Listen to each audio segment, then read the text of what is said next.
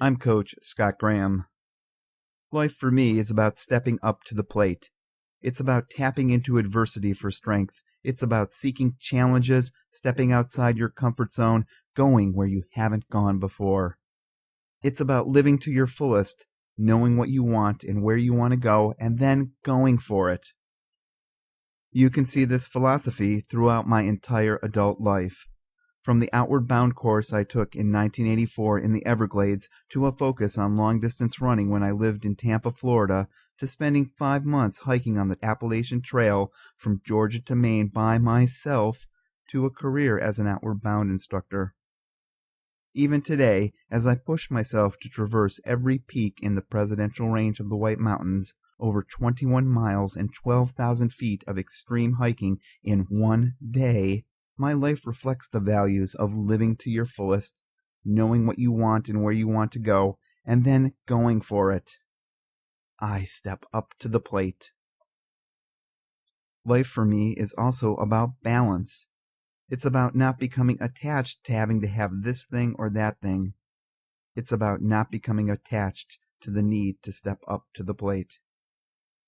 You can see this philosophy in my meditation practice and the 10-day silent retreat, no phones, no iPods, no books, just Vipassana meditation from 4:30 in the morning until 9:30 in the evening that I do every year.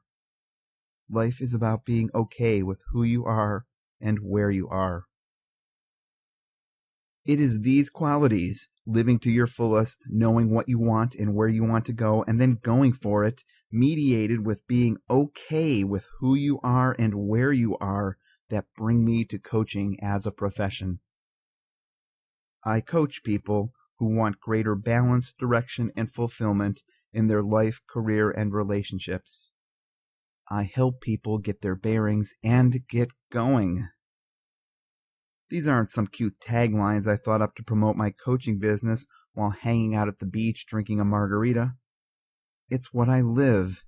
It's who I am. 1995. I was an assistant program director at the Thompson Island Outward Bound Education Center. I recall a day that year when a member of the board of directors of the center was striving to get to the top of our Alpine Tower, an hourglass-shaped maze made essentially of telephone poles and stretching 50 feet into the sky.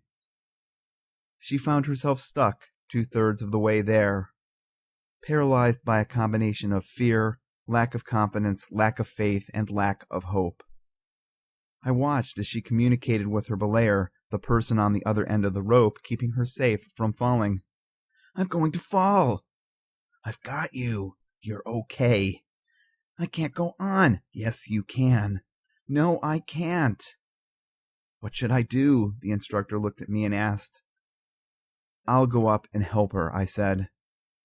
He looked at me like I had 3 heads to make such a statement, but before he could object, I was on belay and climbing up the tower. I spent 1 hour and 45 minutes on the tower, listening, encouraging, planning each micro step and movement higher and higher up the last 15 feet to the top. My intuition correctly told me that she needed to keep going. She was just stuck, like so many people often are, overwhelmed by an obstacle and ready to call it quits. Together, she made it. I didn't call it coaching then, but that's exactly what I was doing in helping a person achieve what they thought was unachievable, hanging in there, going for the gold. It's the spirit that brought me to and fuels my passion as a coach each and every day. What do you face that you think is unachievable? Where do you struggle with hanging in there?